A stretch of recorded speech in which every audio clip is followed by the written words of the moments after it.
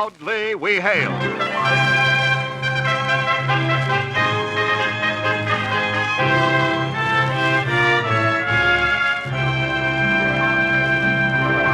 Hello from Hollywood. This is C.P. McGregor speaking, and welcoming you to the premiere performance of your War Department program, Proudly We Hail.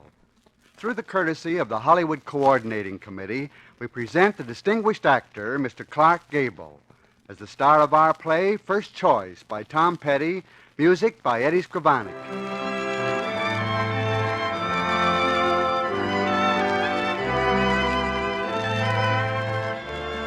Duke O'Hara has fought his way across the tracks to the top of the heap, and tonight he's ready for the payoff, his party's nomination for governor.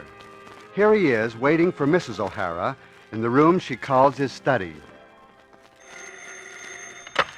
Hello? Hello, Duke. Yeah, Jim, what's on your mind? We're in a jam, fellow. The opposition's going to spring a scandal on us. Okay, if they want to play rough, I'm ready. Put it on ice. I'm throwing a party for the big boys, and you're invited. But no business. Just the announcement of my nomination. I can't tell you about this on the phone, Duke. It's too hot. Then send me a telegram and spell my name right. Bye.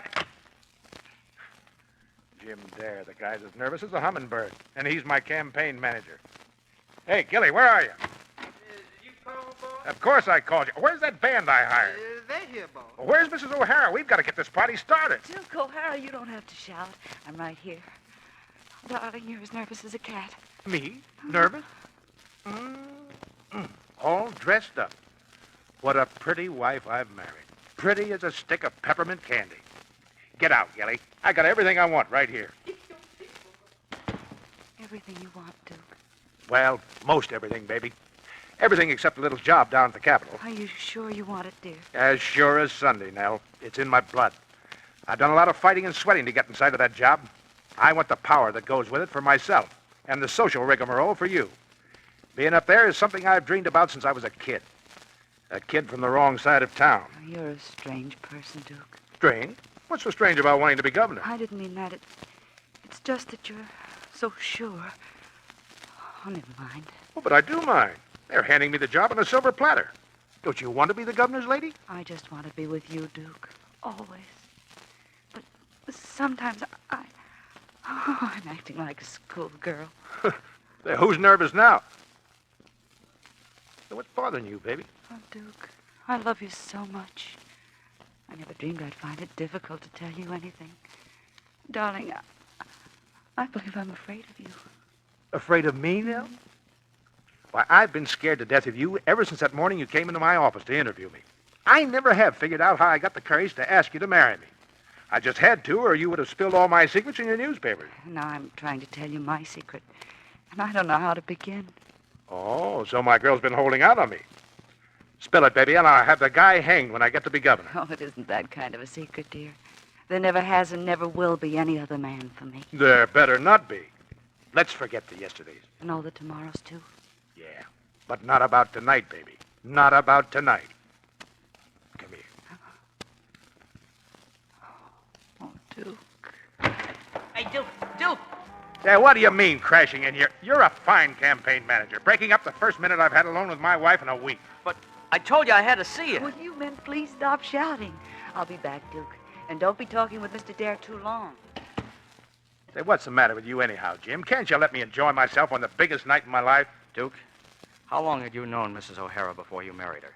Oh, a couple of weeks, I guess. Now, wait a minute. What's all this got to do with my record? It isn't your record that's causing trouble. It's hers. What?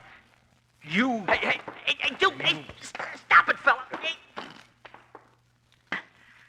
Hey, what are you trying to tell me, mister? I'm trying to tell you that you can't accept that nomination tonight. You can't ever be governor. I don't know what the deal is, Jim, but I'm going to be governor of this state this year, and no living man is going to stop me. A woman is going to stop you. She's your wife. She's crossed you up, Duke.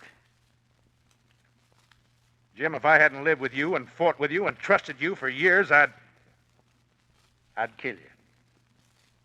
I'd rather die than do this to you, Duke, but she's got a prison record. I've seen it. So that's what she was trying to tell me a minute ago, That's what it was all about. All right, let's have it. Straight and fast. Well, She did a stretch in the penitentiary, shoplifting and forgery. Judge Benedict set her up, called herself Inez Agnew. You're lying, Jim. She was in there a couple of weeks when she escaped, but she's going to have to go back. It was a 3-year stretch, Duke. They know where she is, huh? They know. I don't suppose there's ever been a governor whose wife was serving time in the pen. I'm sorry, Duke. Skip it. You've done your job, Jim. I'll take over from here on out. Beat it. I got to think.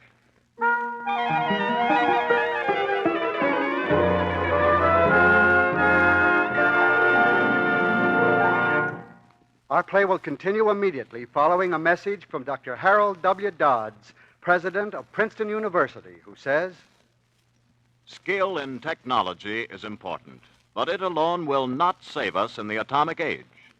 We must apply the knowledge which the social sciences, art, literature, ethics, and philosophy supply if we are to preserve the traditional moral values which alone will hold the world together. This means that America can and must encourage the broadest possible educational program for all its youth.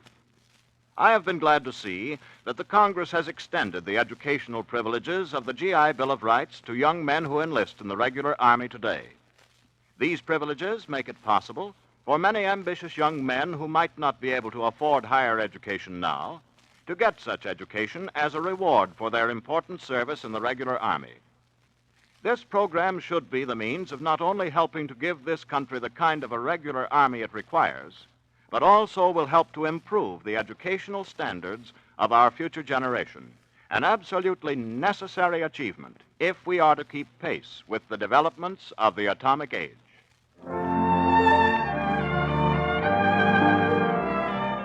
And now we continue with our play, First Choice, starring Mr. Clark Gable. This is a lovely party, Mrs. O'Hara. Thank you. The boss wants to see you in his study, ma'am. Thank you, Gilly. My, it's stuffy in here. Duke, what's happened to you? You're as pale as death. I'm all right. Close the door. Oh, you poor darling. Duke, you know. Yes, I know. Oh, it just means that we can't be together for a little while. I'm going to be all right. Is that all it means to you? Oh, don't be so tragic, darling. It just means that I can't stay up late and that I can't lead the grand march with you. I can't dance with you for a long time. The doctor said... The doctor? What doctor? Well, Dr. Stewart, of course. He said I'd be fine after a couple of months' rest. But he warned me not to dance. Said the exertion might bring on a heart attack. How long have you known this, Nell? Just this afternoon when the reports came from the hospital. Doctors can be wrong. You don't look ill. Oh, I'm going to get well fast. I must if I'm going to be the governor's lady. Have you told anyone else about your condition? Of course not. I could hardly tell you. You're going to dance with me tonight. You're not ill. Not that sick. Duke, I can't. The doctor warned me. Well, you have to take a chance. It'll be the most important, the finest thing you ever did for me. Is it that important to you? As important as my life?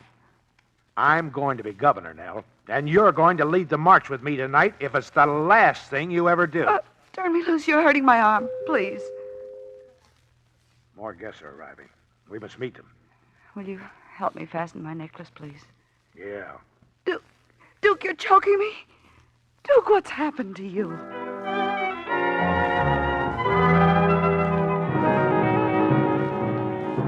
Have you seen Mr. O'Hara? He's right over there, Miss Nell. I'll get him for you. Thank you, Gilly. Ready for the grand march now? Duke, I'm going to have to go to my room. I feel faint. Nonsense. You're going to stay right here and dance with me. I've never seen you looking better, nor prettier, if I may say so. I don't understand you. You've changed. You're cruel. Maybe. Yes, Nell, I've changed. But why, Duke? Why? Don't you know? No, I don't know. Maybe it's ambition. Wanting so desperately to be governor. I can understand that. I can understand everything. Except this sudden hatred that you'd like to see me dead. Oh, no. No, Nell, don't say that. Oh, I must have been insane. I'm ready to dance with you. All right, ladies and gentlemen. I all know why we're here, so let's line up for the grand march. You ready, Duke? Let it go, boys. Stop it! Stop the music! This isn't on the program, but I've got something to say to all of you, and when I've finished, I hope you'll go on having fun. I've been a fool tonight. I put ambition ahead of love. Pride and ambition almost caused me to commit. But that's all over now. I want everyone in this state to know that my wife means more to me than pride or political ambition. She comes first. Nell. Oh, she's fainted. Mrs. O'Hara. Get back. I'll take care of her. Gilly, telephone Dr. Stewart. Oh, darling, please don't leave me now. Everything went dark, Duke. I'm so ashamed. No, nothing matters now, baby. You're back with me. Go ahead with the party, Jim. I'm going to take Mrs. O'Hara to her room.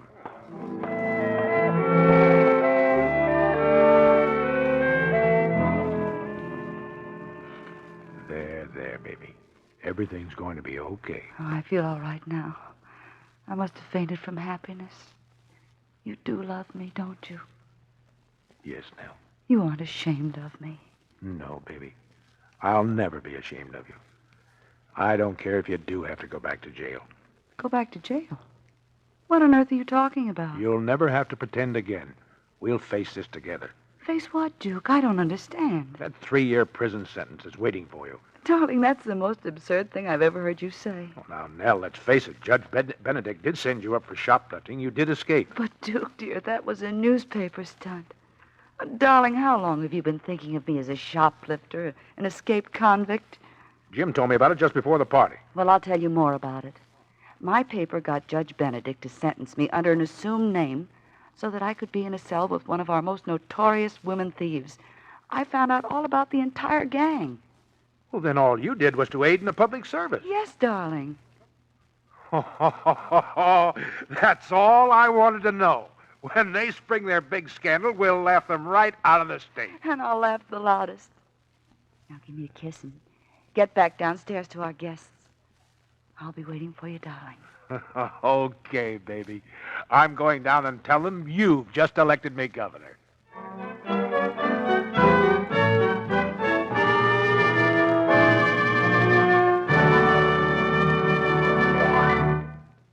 And there's the final curtain of our play, starring Mr. Clark Gable. And now, General Joseph W. Stilwell from San Francisco. Unless you are willing to take desperate risks, you must give us the means during the humdrum years of peace to keep up our service schools, where doctrine is developed, and our test units, where it is tried out. You must be generous with funds for research and development, so that we, and not some other power, will be able to produce the surprises. You must maintain a corps of trained officers capable of handling a possible expansion of our Army to 100 times its peacetime strength, and sufficient to carry on the training of whatever components may be authorized. All this can be done with an establishment of modest size. We can keep our doctrine and our methods abreast of the times. We can be sure of our weapons. We can organize our supply. But one vital factor we cannot furnish or improvise. That factor is time. On 2 occasions now, in 1917 and in 1941, we have entered a major contest with plenty of warning and time for preparation. We had allies to engage the enemy until we could bring our strength to bear. The next time, we cannot count on this advantage. The blow can fall without warning, and if we are to survive attack, we must be ready when it begins. This is no bugaboo. It is a serious statement whose truth can be demonstrated, and it behooves us to give it the most careful consideration. Yes, what General Stilwell says does warrant careful consideration, just as the opportunity which America's new Army offers to all eligible young men deserves careful consideration. You want a good opportunity for a fine career, don't you? Why not check the facts at your Army recruiting station? Our thanks to Mr. Clark Gable, General Stilwell, and Dr. Dodds, who have appeared on this program. Proudly We Hail will come to you again over this station next week. Listen in.